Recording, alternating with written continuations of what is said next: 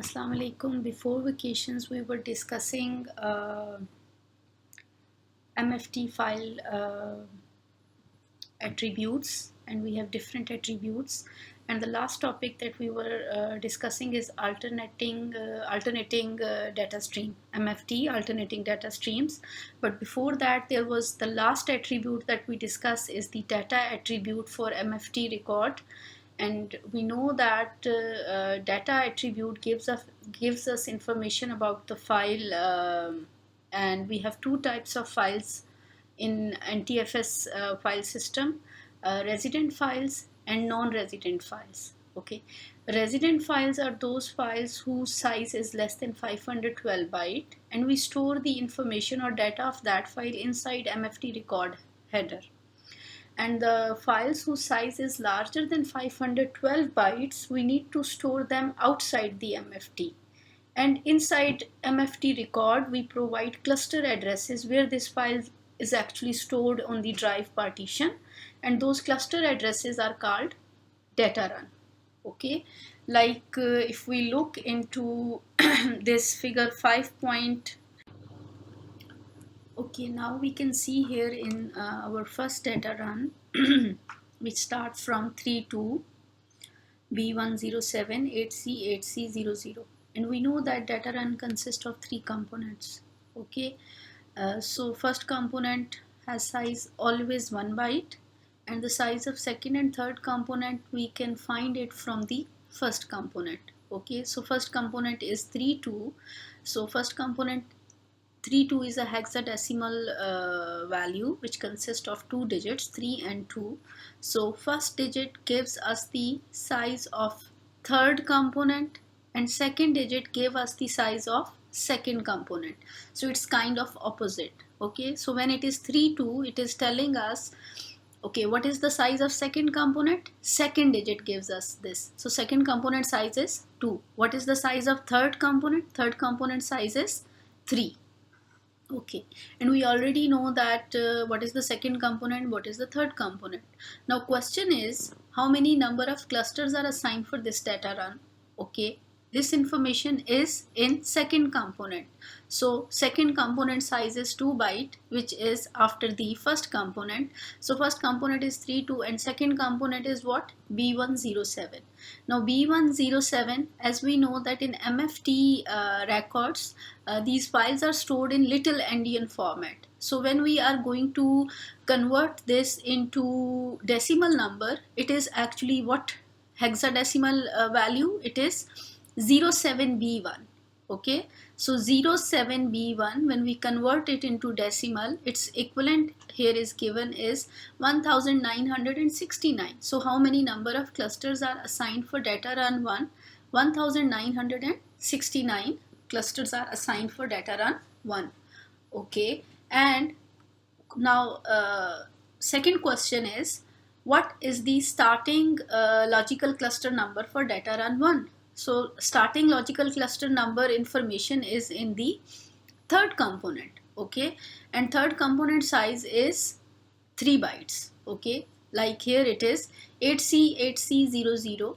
When we are going to change it to decimal, and we have to change it into decimal in little endian format. So in little endian format it will become 008C 8C, and this hexadecimal number, when we are converting into decimal, it gives us 35,980. So starting logical cluster number for data run 1 is 35,980. And what is the last logical cluster number of data run 1? We have the starting, we have the number of clusters for this data run, so we can add them both together, and minus 1 give us the last logical cluster number for data run 1.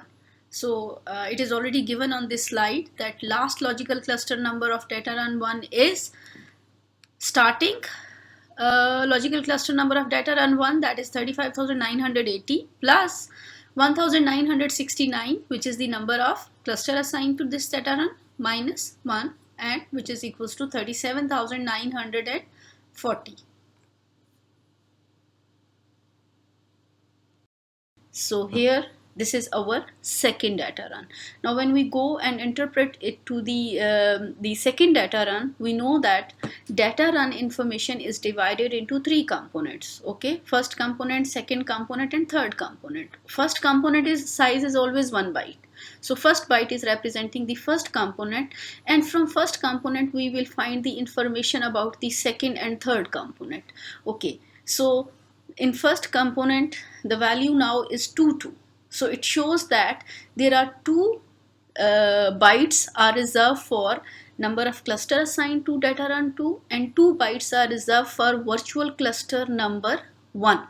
Okay, now we will not say logical cluster number but virtual cluster number 1, because only the first data run have virtual cluster number 0 is equals to logical cluster number, but here for the second data run it is virtual cluster number 1 and we have to map it to logical cluster number 1. Okay, for second data run. Okay, so 2 bytes are reserved for number of clusters assigned, and 2 bytes are reserved for virtual cluster number 1 for it. Okay, so how many total number of cluster assigned for data run number 2? For data run 2 we have 6307, but it is little endian. When we are going to interpret it, or when we are going to convert it into decimal, we will write this hexadecimal number as 0763. Okay, and 0763 is equal to 1891 clusters are assigned for data run 2, and the virtual cluster number that is assigned for it is, now it is 95ED. Okay, 95ED, when we are going to interpret it in little endian format, and if we are going to change it to or convert it into decimal, it gives us like ED95 is equals to 60,821. Now 60,821 is not a valid value because the number we stored over here is a 16-bit signed integer. When we have 16-bit signed integer, then the number that we can stored here is a maximum starting from 32,681 minus 32,681 to plus 32,681, that is minus 2 raised to the power 15 to plus 2 raised to the power 15. So 60,000 is greater than that, and 60,000 cannot be is not a valid signed integer that can be stored in 16-bit because it is out of the range. Okay, so we have to interpret it as a signed integer. Okay, so numbers, when you have the number, when you are going to convert it into decimal, you have to convert it into decimal as 16-bit signed integer. So this number ED95 is actually, when we convert it as a 16-bit signed integer, it is equivalent to minus 4,715. Okay, so why it is a negative, why it is showing the negative number? Because the next logical cluster virtual cluster number is negative, because the next available free address space is at a lower address than the previous virtual cluster number. Okay, so now when we are going to find out what is the starting logical cluster number for data run number 2, we have to do what? We just have to take the logical cluster number of data run 1, that is 35,980, which we calculated in the previous slide, and we will add it into offset, because virtual cluster number 1 is next is just the offset. Okay, so this offset is minus 4,715. So when we add them both together, it gives us the starting logical cluster number of data run 2 start at the cluster number 31,265. So it is at lower address space than the previous data run. And what will be the last logical cluster number of data run 2? That is simple to calculate. You have to get or take the starting logical cluster number, that is 31,265, plus total number of clusters that are assigned to it, that is 1,891, minus 1, and you will get the last logical cluster number of data run 2, that is 33,155. Why we are doing minus 1? As we discussed it many times in the class as well, that because 31,265 is included in it. So if we are going to assign total 1,891 clusters, so we have to minus 1 to get this value. Okay, now let's go and interpret the third data run. Okay, so third data run, again we have to divide it into three components, and we know that first component is always 1 byte, that is 32. 32 is our first component, and from first component we will find out how many number of bytes for second component and how many number of bytes are for third component. So we know that first digit is telling us the virtual cluster number, and second digit is telling us the number of bytes allocated for the number of clusters. So we know that second digit is 2, so it shows us that number of bytes assigned for total number of cluster assigned for this data run are 2, and 3 is representing the size of the third component.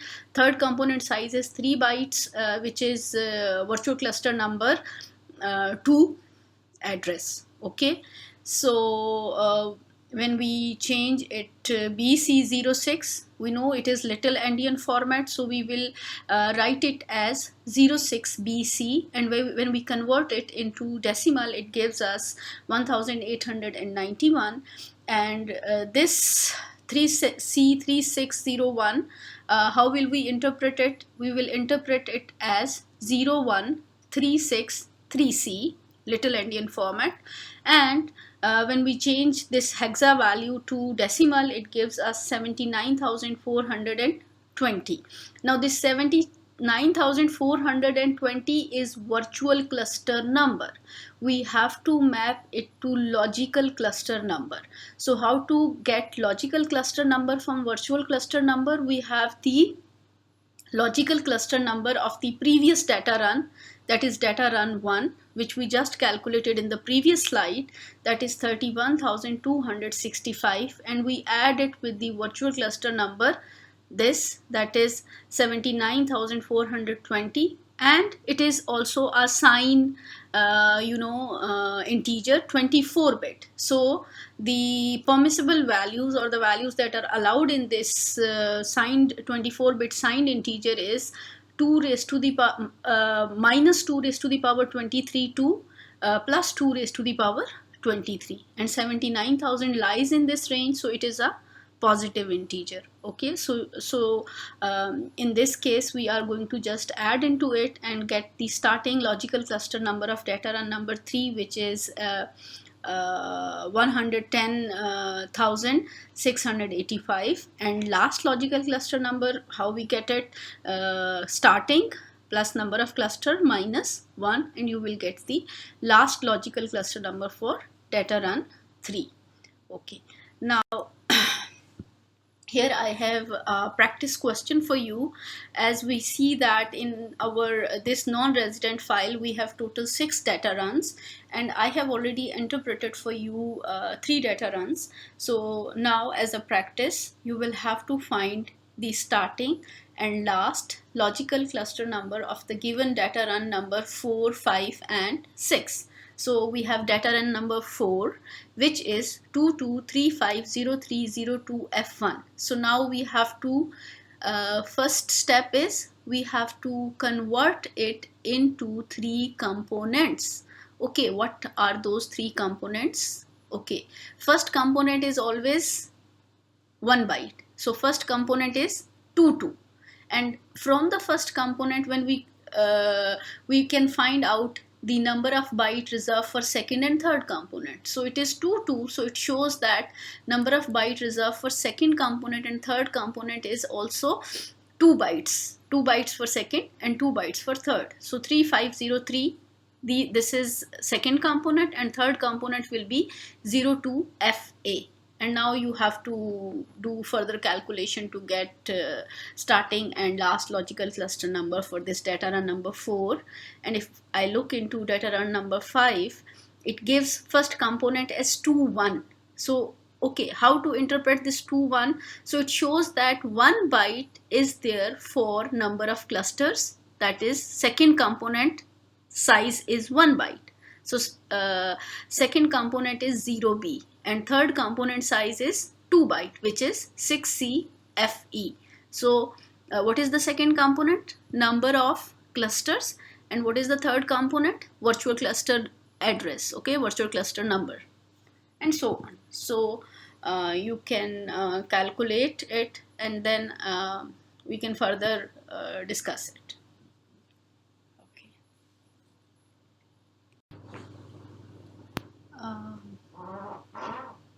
For many disk drive, we used to compress our data to improve data storage, and same facility is provided by NTFS. And before NTFS, FAT also provide you the same compression utility.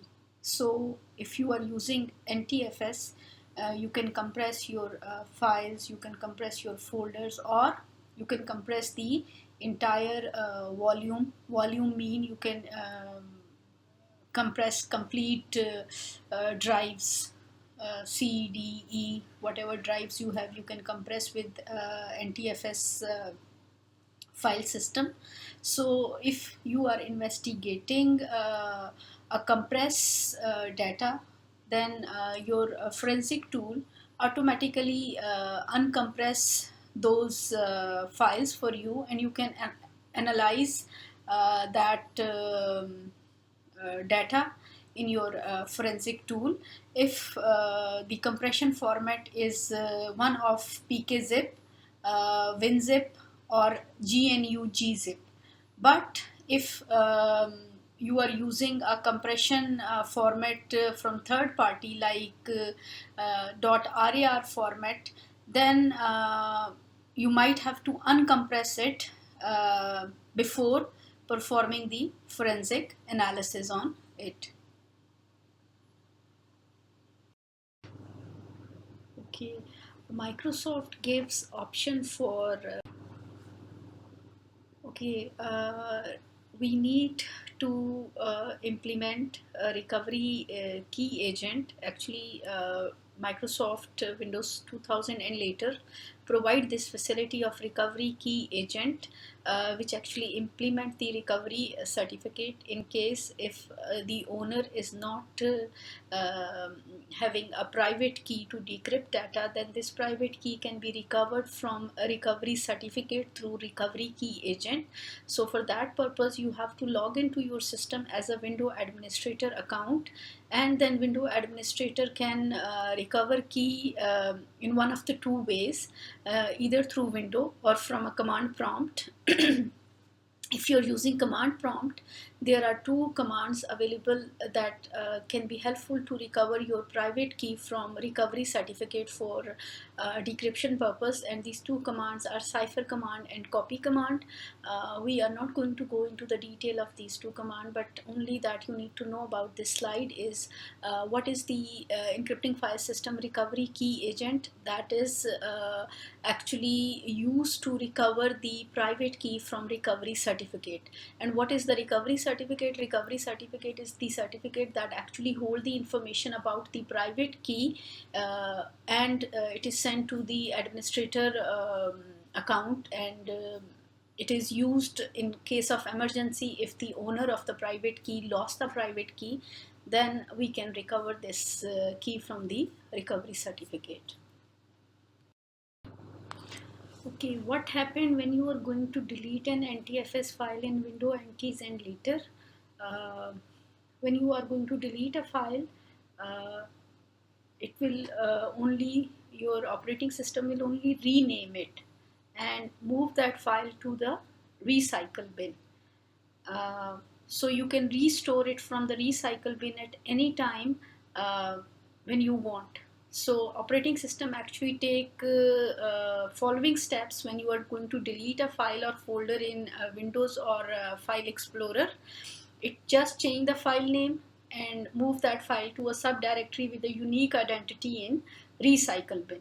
And Windows store information about its original path and file name in the info2 file, which is actually a control file for the recycle bin. So you can restore your file from the recycle bin at any time. Okay. The other way that you can delete file is through ms-dos command by using del command. If you are deleting some file from ms-dos command del, then it will be deleted in the same way as fat delete the file. Okay, so what are the steps that are actually taken by operating system when you are deleting NTFS file through del command in ms-dos command?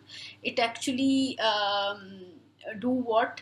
It mark all the associated clusters as free for new data, and file record in the MFT is marked as being available, and uh,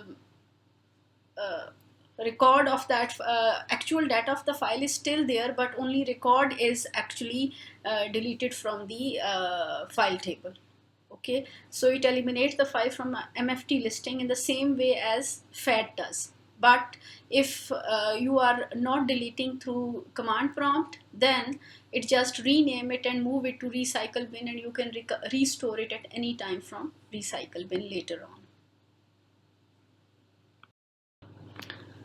Okay, resilient file system is the file system which is actually used to address very large data storage need. For example, like for a clouds, and it has the feature of maximized data availability, improved data integrity, and designated for scalability.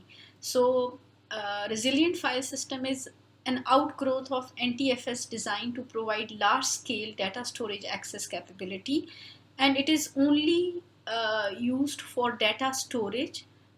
It cannot be used as a boot drive, and its disk structure is similar to the MFT in NTFS.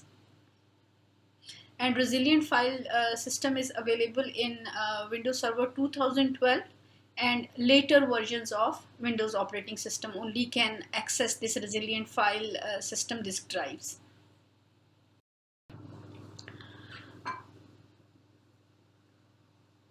Okay, nowadays companies are more concerned about the loss of personal identity information. What is the company personal identity information? It can consist of its employees' names, their addresses, their social security numbers, or the company trade secrets. And trade secrets are any information which a business want to keep confidential because it provide to the competitors edge over the other companies, so they want to keep this information as a confidential information. And they are more concerned about the problem that is caused by the theft of your laptop or other handheld devices like your smartphone.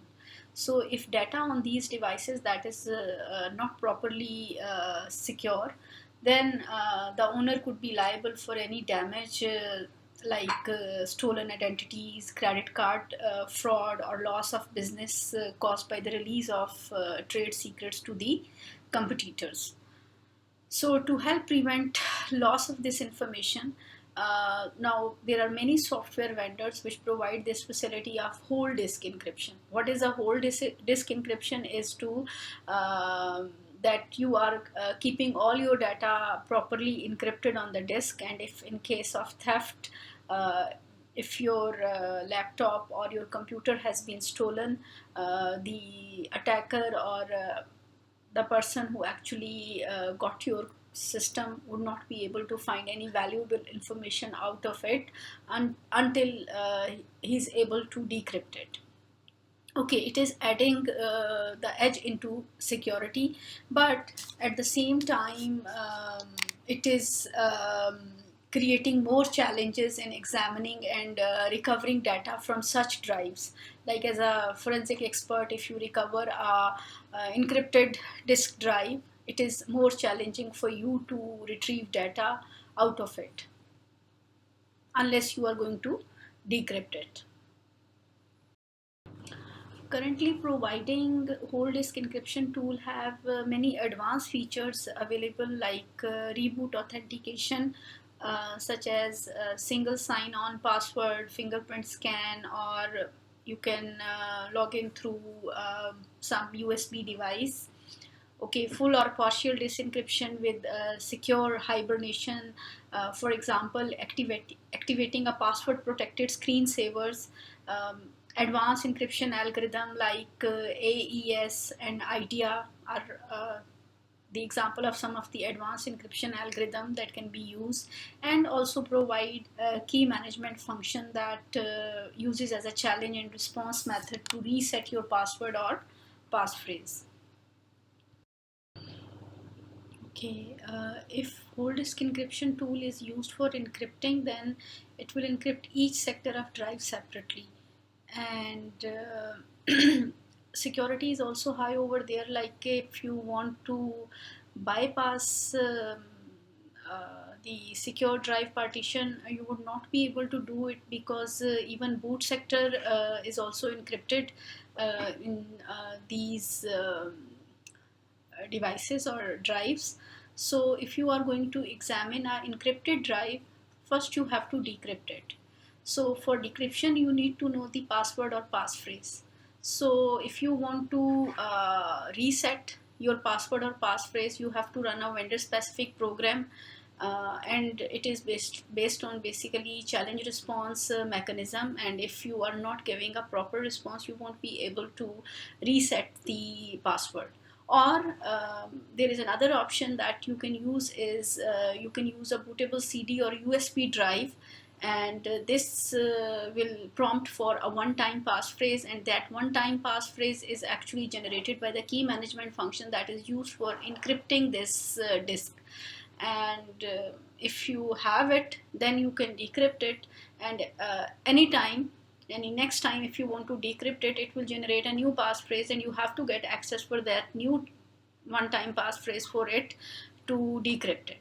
So if you are encountering encrypting disk drives, the first step towards it is to decrypt it.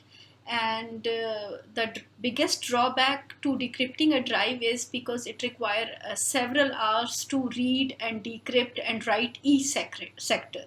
And if drive is large, it will take a lot of time. But once you have decrypted the drive, then you can use any standard acquisition method to retrieve data out of it. Okay, BitLocker. What is the BitLocker? It is a full volume encryption feature which is included in Microsoft Windows version starting with Windows Vista, and later like Windows 7, 8 and 10, and Windows Server 2008 and later. Uh, why this BitLocker is used? It is used to protect data by providing encryption for entire volumes. By default, it uses AES encryption algorithm, and the key length is 128-bit or 256-bit. The hardware and software requirements for using a Microsoft BitLocker is you should have a computer that is running Windows Vista or later version of Microsoft operating system. You need to have a trusted platform module microchip with version 1.2 or later, computer BIOS that is compliant with trusted computing group. You should have two NTFS partition for operating system, and an active system volume with available space. and you need to have a BIOS that is configured with so that hard drive boot first from your BIOS before checking CD or DVD drives. Third option for whole disk encryption is if you are using a third-party disk encryption tool. Why we use third-party disk encryption tools? Because they have more features than BitLockers. If you are using a BitLocker facility of Microsoft, it can only encrypt NTFS drives. But if you want to encrypt FAT drives, then you will have to take the service of some third-party disk encryption tool. Some of the famous third-party whole disk encryption utilities that are available are endpoint encryption that can be used on PCs, laptops, and removable media to encrypt entire disk volume. Then we have a voltage secure file, which is designed for an enterprise computing environment. Then there is Jetco Bestcrypt volume encryption, which actually provide whole disk encryption utility for your old MS-DOS and current Windows system. But we need to keep this in mind that if we are going to deal with encrypted files for forensic investigation, we have to face more challenges as compared to unencrypted drives. Okay, next topic that we are going to discuss is we need to understand the window registry because it is very important for forensic purpose. What is its structure, what it is, what kind of information it contains. So Windows registries are introduced in Windows 95 and later. And what is a registry? It is a database actually which contain information such as profile of each user, the applications that are installed on the computer, and the type of the documents that each user can create, property sheet settings for folders and application icons, what kind of hardware exists on the system, and the ports that are being used. So all such kind of information which is related to the hardware and software configuration, network connection, user preferences, all this information is stored in registry. There are two programs available that can be used to view the registry information. One is regedit and other one is regedit 32. For Windows 9X systems, you can use regeditor or registry editor, and for Windows 2000 XP and Vista, it is registry editor 32. But for Windows 7, 8, you can use both utilities. How can you access the registry? You go to either click on the start or press the window key, and in the start menu, either in the run box or search box, just type this regedit, that is registry edit or registry editor, and just click on it or press enter, and you will be able to see a registry editor. Okay, before proceeding to the next section, first we need to understand the few terminology that are related to registry. Okay, first of all, registry. Okay, what is a registry? It is a hierarchical database which is containing information about system and all the users on that system. Registry editor. Registry editor is a utility program that is provided by Windows for viewing and modifying data in the registry. And there are two types of registry editor available, regedit and regedit 32. Then there comes a HKey. HKey is that Windows splits registry into categories with the prefix HKey.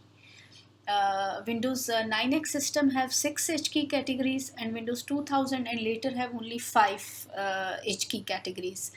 And programmers refer to the H as the handle for the key. So HKey is the handle key.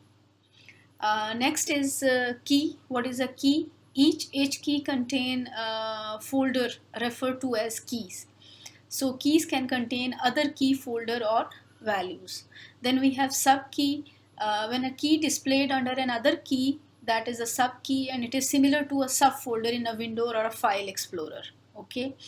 Then there is another term that is used. It is a branch. What is a branch? A key and its content, including sub key, make up a branch in the registry.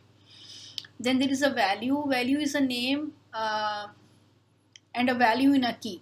It is similar to a file and its data content. Okay. Then there is a default value. All keys have a default value that may or may not contain data. And then hives. Hives are important. They are specific branches in different H keys, like we have H key user, H key local machine. So these branches are called hives, and we will go and discuss more about hives in the coming slide. Okay, when you are examining registry data from a suspect drive after you have made an acquisition and you are reviewing it in a forensic tool, you need to know the location of the registry files, where actually these files are located. And in this table, it shows how registry data files are organized and explain these files in Windows Vista and later.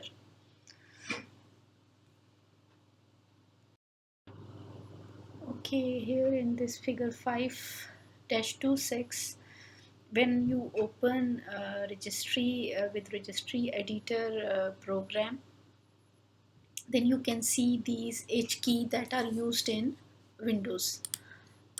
H key actually stands for handle to registry key, and it is a alias, or you can say type definition, that is supplied in the window header files. Okay, table 5-7 in this slide and next slide provide the name of different H keys, or we can say handle to registry key, and what are their functions. So you can go through it and see what are different H keys that are available in Windows Vista and later, and what are the functions of those H keys. Okay, registry contain a lot of information when you are performing forensic investigation. There are different tools available that provide you forensics for or viewing the information from registry, like X-Ray Forensics, OS Forensics, Forensic Explorer, and FTK. For today's lecture, we will see how we can use OS Forensics to view registry information. Okay, for examining the window registry in the book, there is an activity in class practice session that is described from page 240 to page 244 of the book, and the title of the topic is examining the window registry. There is some data files are given, so for this we need a practical session that for and I will upload for it a separate video explaining how to do that activity.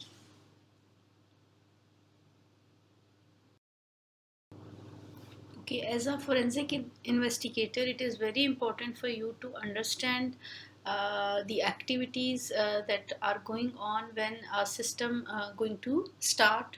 Like we are right now discussing Windows operating system, so we need to know that what happens to disk data at startup when you are going to start a system, because in some investigation you must have to preserve data on the disk exactly as the suspect last used it.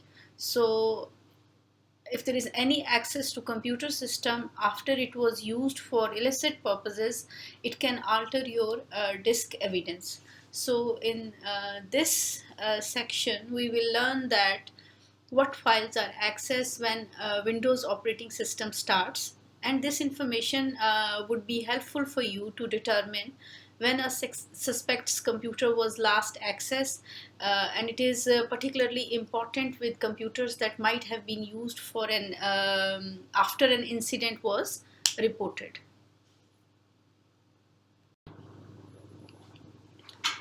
Okay, with Windows 8s and Windows 10s are Windows 10. These are your multi-platform operating system. What it means by multi-platform operating system, that we can run these operating system on different type of devices, ranging from desktop, laptop, tablets, and smartphone. Um, for the booting of these devices, um, your Windows operating system actually use BCD store or boot configuration data store, and you can access your BCD data stored through BCD editor, which contain bootloader, which actually start the system bootstrap process.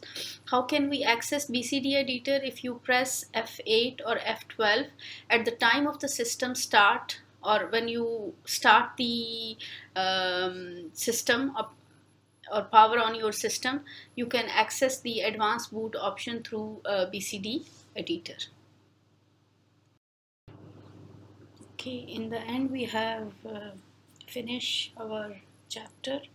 There is summary of all the topics that we discuss in this chapter. There are 3 slides you have to go through to get the idea of the topics that we discuss, and their summary is given over there. Thank you for your time and listening to this lecture.